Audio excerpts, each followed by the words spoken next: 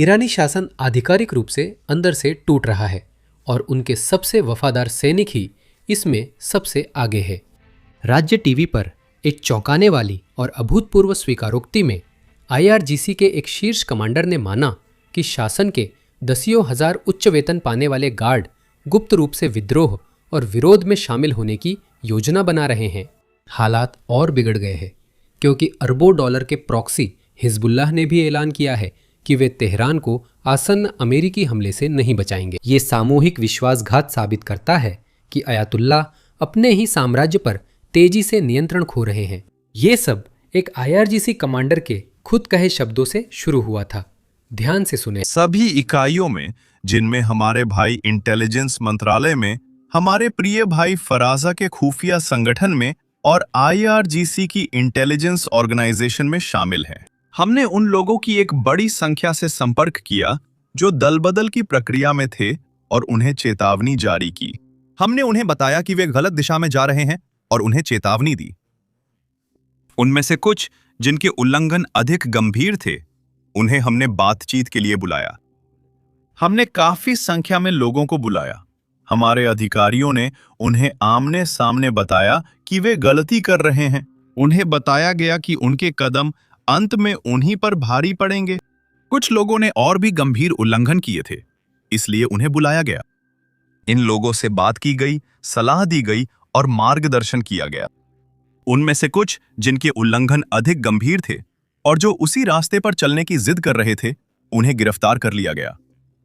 ये सब 12 दिनों के युद्ध और हालिया राजद्रोह, शेर और सूरज क्रांति के बीच हुआ। सिर्फ आईआरजीसी में ही ऐसे कई दिलचस्प मामले थे। 2735 लोगों को बुलाकर उनकी गलतियों पर मार्गदर्शन दिया गया। 13,000 लोगों को एसएमएस और टेक्स्ट मैसेज के जरिए चेतावनी दी गई। हमने बड़ी संख्या में अवैध हथियारों का पता लगाया। हमने ऐसे 1,000 से 2,000 से भी ज्यादा हथियारों का पता लगाया और लगभग 50 लोगों को गिरफ्तार किया गया जो सीधे मोसाद के साथ काम कर रहे थे। साथ ही कुछ लोगों को भी गिरफ्तार किया गया जो यह सोच रहे थे कि शासन गिरने के कगार पर है। ये लोग भविष्य की योजना बना रहे थे और कई बैठकें की थीं। इन्हें राजद्रोह से पहले ही गिरफ्तार कर लिया गया था। यह ईरानी राज्य मीडिया पर शीर्ष आईआरजीसी अधिकारी है जो मानते हैं कि आईआरजीसी के दसियों हजार सदस्य प्रदर्शनकारियों के प्रति सहानुभूति के संदेह में थे। वह आगे कहते हैं कि अन्य संगठनों में भी ऐसे लोग हैं जो वही विचार रखते हैं। ये पागलपन है। आईआरजीसी मान रही है कि उनके अपने ही लोगों में सेंध लग चुकी है। मैं बताता हूं ये क्यों बड़ी बात है। ईरान में सिर्फ विरोध का समर्थन करना ही आपको खुदा का दुश्मन बना देता है। यही सबसे बड़ी सजा है। न कोई मुकदमा, न कोई बचाव, सीधे मौत की सजा। और फिर भी ये सब जानते हुए भी आईआरजीसी के दसियों हजार सदस्य अब भी दल बदल पर विचार कर रहे थे। ये आपको बताता है कि सलांत कितनी दूर तक फैल चुकी है। और इसे और भी महत्वपूर्ण क्या बनाता है वो ये है कि आईआरजीसी कोई सामान्य सेना नहीं है। इसका मतलब है इस्लामिक रिवॉल्यूशनरी गार्ड कॉर्प्स, न कि ईरानी रिवॉल्यूशनरी गार्ड कॉर्प्स। इनका काम ईरान की रक्षा करना नहीं है। इनका काम है इस्लामिक रिपब्लिक और क्रांति की रक्षा। इसका मतलब है कि इनके सदस्य आम ईरानियों से ज्यादा वेतन, ऊंची हैसियत और बेहतर सुविधाएं पाते हैं, जबकि अन्य ईरानी सरकार के लिए काम करते हुए ऐसा नहीं पाते। इसका मतलब है कि उनसे उम्मीद की जाती है कि वे अंत तक वफादार रहे, और सरकार ने खुद ही ये स्वीकार किया है कि उनमें से दसियों हजार लोग शायद वफादार न हों। दरारें सिर्फ ईरान तक सीमित नहीं हैं, ये ईरानी समर्थित गुटों में भी फैल रही हैं। हाल ही में हिजबुल्लाह के एक सदस्य ने फ्रांसीसी प्रकाशन को चौंकाने वाली बातें बताईं। जब तक अमेरिका ईरान के सर्वोच्च नेता की हत्या नहीं करता, हिजबुल्लाह ईरान के खिलाफ अमेरिकी कार्रवाई का सैन्य जवाब नहीं देगा। यही असली विडंबना है। ईरान ने हिजबुल्लाह को खड़ा करने में अरबों डॉलर खर्च किए हैं, अरबों। और अब हिजबुल्लाह कह रहा है जो चाहे बम गिराओ, बस खमेनेई को मत मारो। ईरानी बुनियादी ढांचा ठीक है, ईरानी सेना ठीक है, ईरानी राजनीतिक अभिजात वर्ग वो भी ठीक है, बस सबसे ऊपर वाले को मत छुओ। ये कोई गठबंधन नहीं है, ये एक लेन देन है। हिजबुल्लाह ने साफ किया है कि वे बहुत कम कुर्बानी देंगे। शासन का सबसे ताकतवर प्रॉक्सी भी उसकी रक्षा नहीं करेगा। ये एक ऐसा संकेत है जिसे ईरान के अंदर कोई भी सुनना नहीं चाहता था, और यही आज हो रही बातचीत की पृष्ठभूमि है। दोनों पक्षों ने अपनी अपनी स्थिति सामने रख दी है और अंतर बहुत बड़ा है। ईरान क्या पेशकश कर रहा है वो देखिए। संवर्धन को 3.6% तक सीमित करना, 7 साल तक हथियार ग्रेड की ओर आगे संवर्धन रोकना और अपने मौजूदा 60% संवर्धित यूरेनियम को रखना। वे इसे बाहर नहीं ले जाएंगे, पर शायद इसे आधा करने को तैयार है। यह प्रस्ताव है, इसे अमेरिका की मांगों से तुलना करें। अमेरिका चाहता है कि ईरान तीनों परमाणु स्थलों फोर्ड, नतांस और इस्फहान को पूरी तरह नष्ट कर दे, सारा संवर्धित यूरेनियम सौंप दे, और वे कोई सनसेट क्लॉज नहीं चाहते, यानी ईरान पर लगाई गई पाबंदियां 7 साल बाद भी खत्म नहीं होंगी। वे चाहते हैं कि ईरान के पास शून्य संवर्धन क्षमता हो और उसे रिएक्टर रखने के लिए ईंधन आयात करना पड़े। वे चाहते हैं कि ईरान से शुरू में कम प्रतिबंध हटे और शर्तें पूरी होने पर धीरे धीरे और हटाए जाएं। यही मांगे हैं जिनकी वजह से कई लोग युद्ध की भविष्यवाणी कर रहे हैं। ईरान संवर्धन क्षमता बनाए रखना चाहता है। अमेरिका कहता है कि बिल्कुल भी संवर्धन नहीं होना चाहिए। ईरान सभी प्रतिबंध तत्काल हटवाना चाहता है।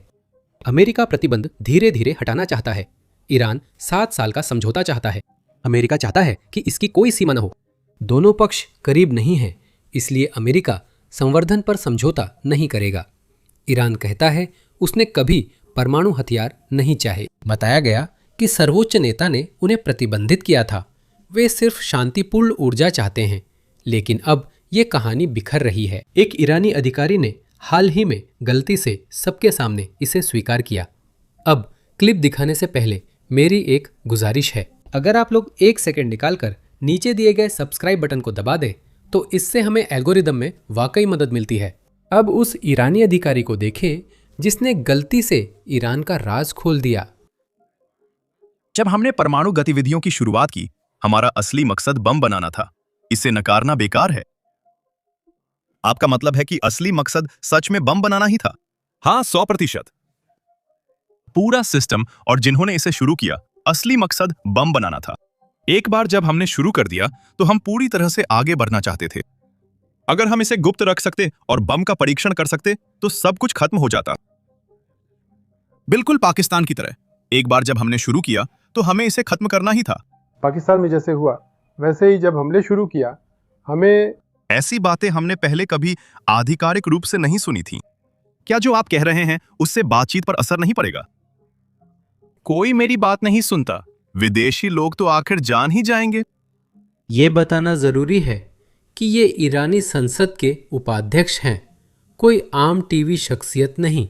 वे ईरानी टीवी पर मान रहे हैं कि ईरान कुछ साल पहले परमाणु हथियार बना रहा था, जबकि दुनिया से कहते हैं कि हमने कभी ऐसा चाहा ही नहीं। उनके अधिकारी अनजाने में वही बात मान रहे हैं जिसे ईरान छुपा रहा है।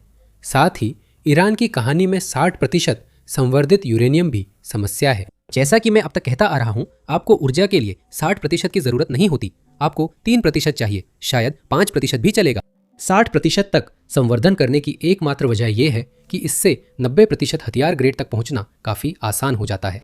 यहाँ हमारे पास विदेश मंत्री मार्को रूबियो है, जो ठीक यही बात अमेरिकी जनता से कह रहे हैं। सुनिए। ठीक है, मैं आपको इस तरह समझाता हूँ।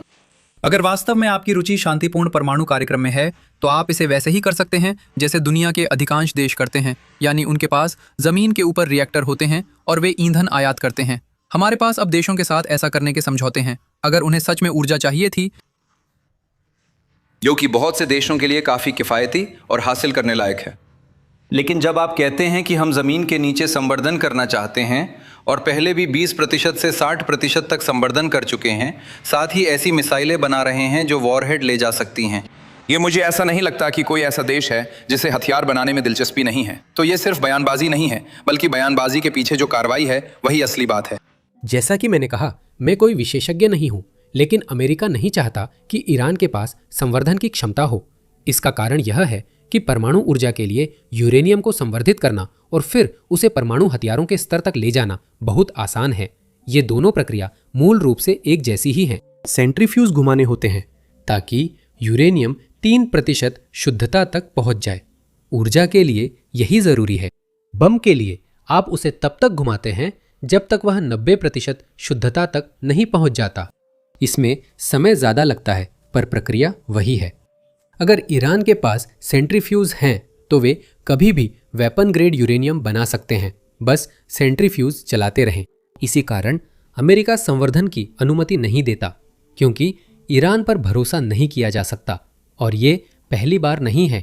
फिनलैंड, चेक गणराज्य, स्लोवाकिया, हंगरी समेत कई यूरोपीय देश यूरेनियम का संवर्धन नहीं करते, बल्कि इसे आयात कर परमाणु संयंत्रों में उपयोग करते हैं।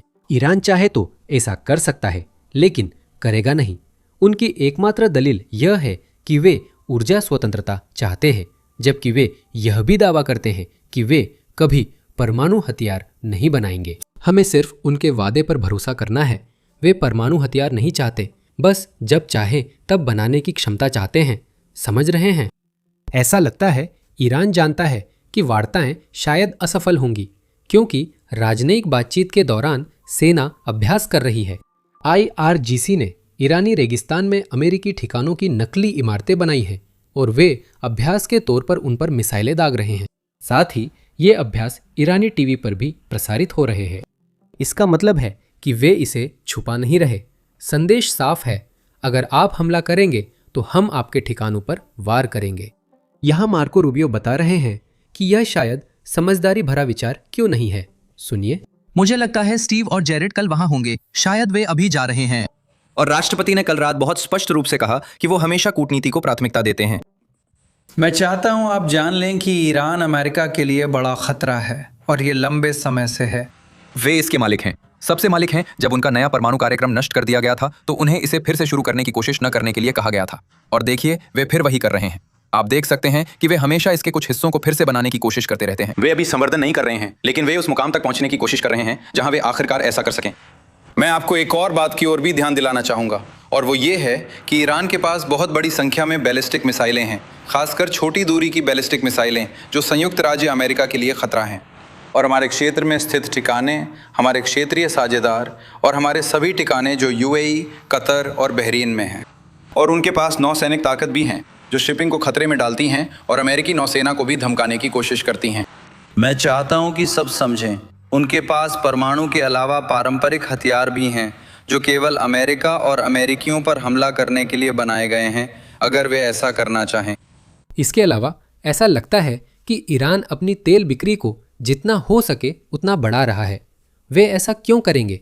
खैर, ऐसा लगता है कि उन्हें आशंका है कि अमेरिका बहुत जल्द हमला करना शुरू कर देगा, और वे जानते हैं कि जब भी ऐसा होगा तेल की बिक्री एकदम से गिर जाएगी। और यही वजह है कि वे जितना हो सके उतना तेल निर्यात करने और जितनी ज़्यादा हो सके उतनी बिक्री करने की कोशिश कर रहे हैं। लेकिन इससे रूस को अप्रत्यक्ष रूप से नुकसान हो रहा है, क्योंकि आमतौर पर जितना निर्यात करते हैं उससे कहीं ज़्यादा निर्यात करने के लिए ईरान अपने इकलौते खरीदार को भारी छूट दे रहा है, और वो खरीदार है चीन। अब रूस के पास भी चीन ही एकमात्र खरीदार है, और अब दोनों देश जो एक दूसरे के सहयोगी माने जाते हैं, वे चीनी पैसे के लिए एक दूसरे से कम दाम लगा रहे हैं। अब हमें बस इंतजार करना है कि बातचीत के बाद क्या होता है। जब मैं ये रिकॉर्ड कर रहा था, बातचीत चल रही थी, तो नीचे सब्सक्राइब बटन जरूर दबाएं, और जैसे ही हमारे पास और खबरें होंगी हम आपको अपडेट करेंगे। मेरा नाम सैम है। मैं आपको अगली बार मिलूंगा।